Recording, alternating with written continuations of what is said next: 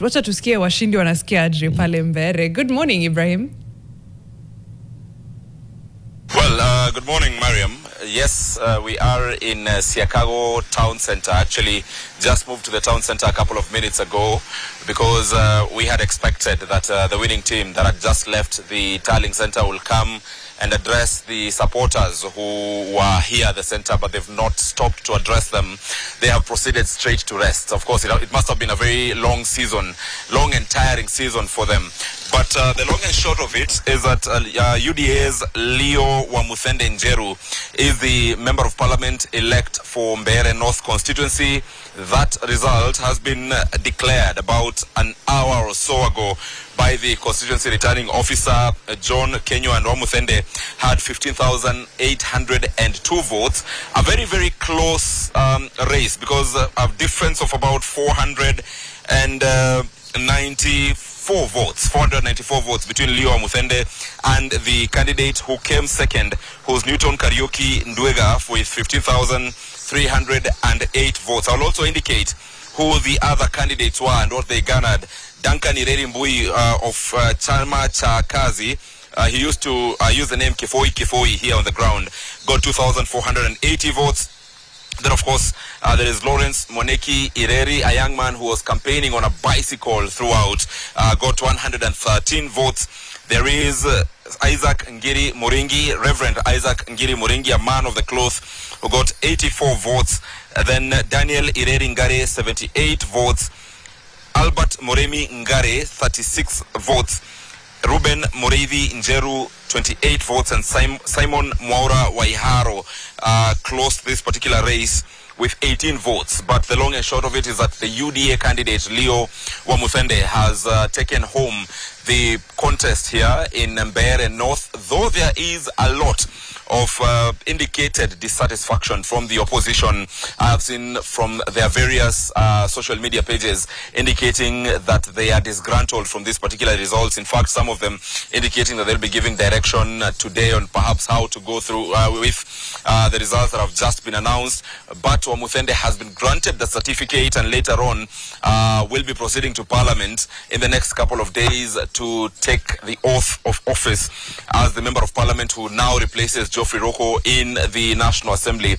This win now, literally, remember Mariam and Eric, the contest in Mbeere North had been painted as a contest beyond the people of Mbeere North. It had been painted as a contest that was a determiner of who or where the Mount Kenya region was lying politically, whether it was with the two-term side of the broad-based government, of course, in the region led by Deputy President Professor Kithure Kindiki, or with the one-term team in the region led by former Deputy President Rigathi Gachagua.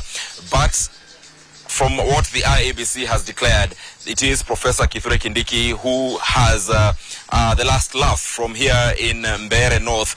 And it actually, they will use this, of course, to indicate that Mount Kenya East and the larger Mount Kenya region is strictly inside the two-term politics of the country, and that is what we'll also be waiting to see, that what kind of reaction will be coming from the leaders. The Deputy President that I've spoken about, Professor Kithure Kindiki, was at the tallying center about an hour ago.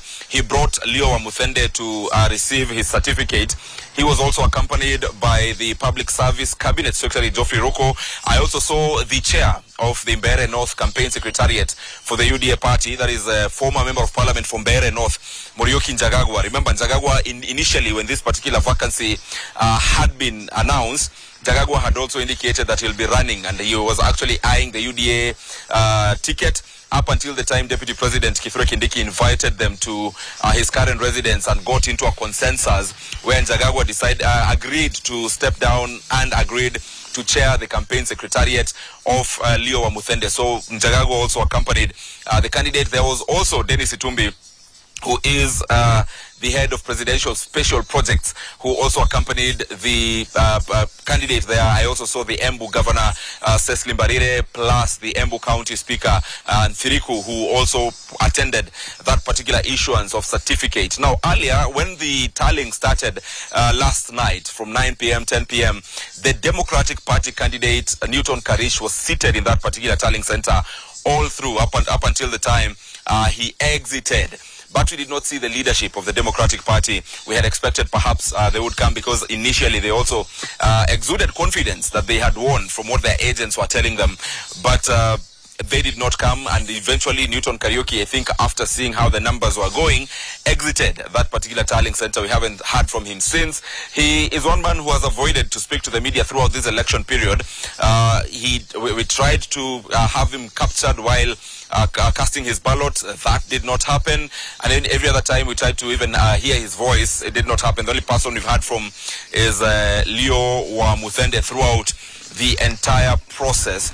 But they have an option. The opposition, or the losing side, has an option to challenge these electoral results before the courts, and perhaps if what they're claiming is true, and if they're able to convince the courts, if at all they'll move there, that there were irregularities in this particular election, then of course we may see ourselves coming back here. But the question will be, in how long, looking at how the timelines for resolving such matters, and looking at when the 2027 general election is coming. We're speaking about less than 20 months, actually 19 months now, to the 2027 general election, but it is an option for them. It may not be for the prestige, but it may also be for the record, that they go to court and challenge this particular result as have been declared by the IEBC. But the long and short of it is that months of contest here in Mbeere North finally come to an end. I would expect for the campaigns in Mbeere North, they have finally come to an end. But what I expect moving forward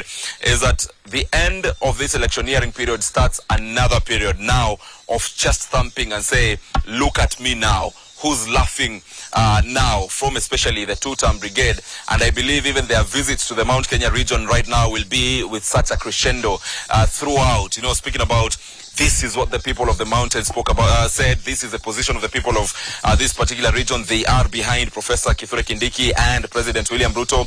And also nationally, it now adds weight to the discussion that has been there. Remember the other day when we spoke to ODM party leader Oburu Oginga, who had indicated that ODM will settle for nothing less than a deputy president in the President William Ruto ticket, or in any presidential ticket that they'll take. Then this will give the supporters of Deputy President Professor Kithure Kindiki something to brag about and say, we delivered Mbeere North, we can as well deliver the entire Mount Kenya region to President William Ruto in 2027. So it actually secures, from some observers, secures the slot of Deputy President Professor Kithure Kindiki in terms of his say. A lot had been said about him. A lot had been said about his capacity politically, and the fact that he was facing Rigathi Gachagua, but the results as announced by IEBC speak otherwise.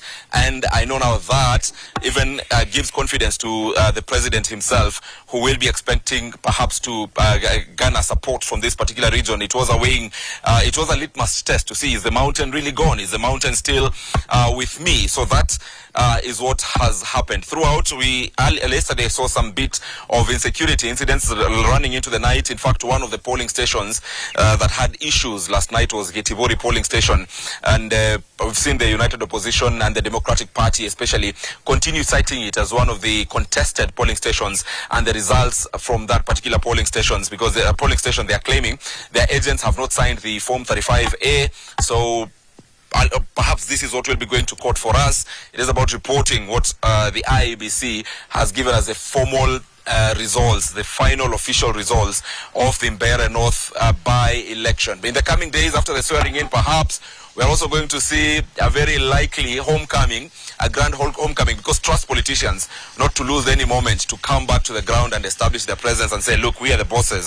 So I expect there will be this homecoming in Mbeere North, in which President William Ruto will actually attend. These are things we'll be looking to see. We'll also be looking to see about the development projects that have been brought to Mbeere North. Remember, during the campaign period, we saw cabinet secretary upon cabinet secretary. We saw principal secretaries, one after another, all come to Mbeere North and establish projects that are within their particular dockets, and just showing the people of Mbeere North that this is what the government wants to do for you. We'll also be very keen to see if those particular projects will now be concluded, now that it has gone the way those particular cabinet secretaries and the principal secretaries were asking the people to vote. And a lot will now unfold from the announcement of the winner, and a lot will now unfold from how the people of Mbeere North interact with government, how whether those projects, like I said, that had been started by the government officials who came here throughout the campaign period will still continue, or whether it was about dangling a carrot to the voter who has now given them the vote, then eventually they disappear. I mean, these are some of the things we will be looking at to see in the next coming days. This is Ibrahim Karanja throughout the coverage in Mbeere North, and on behalf of my colleague Josiah Mugo, as well as Ruben Kahiti, and the team that has been helping us here in Embu County, we appreciate you for watching and for keeping NTV. Thank you very much. I return it back to you, Eric and Mariam. Karanja, thank you very much, and I mean, good job done there. It's been a long day. It's basically more than 25 hours for Ibrahim Karanja since